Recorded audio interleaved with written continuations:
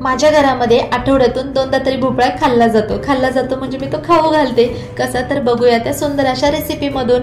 त्यासाठी एक कोवळा भोपळा घेतलेला आहे, तो किसून घेऊन त्यातलं सर्व पाणी पिळून काढून टाकलेलं आहे, कारण की भोपळा खूप सारं पाणी सोडतो।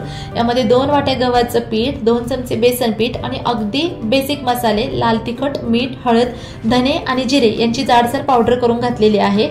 यामध्ये बारीक चिरून मेथीची भाजी घातलेली आहे। मेथीची भाजी नसेल तर पालक घालू शकता आणि या दोन्हीही भाज्या नसतील तर आपली ऑल टाइम फेवरेट कोथिंबीर आहेच, तीही अतिशय सुंदर लागते। हे सर्व पीठ एकजीव करून मळून घ्यायचं आणि अशा प्रकारे रोल्स करून आपण आळूच्या वड्या उकडवतो त्याच प्रकारे हे उकडून घ्यायचे।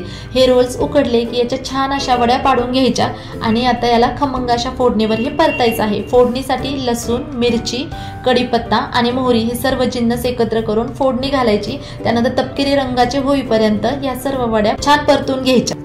तयार आहेत आपल्या भोपळा आणि मेथीच्या या खमंग खुसखुशीत चटकदार अशा वड्या। टोमॅटो सॉस सोबत अतिशय सुंदर लागतात, मुलं नक्की एन्जॉय करतील।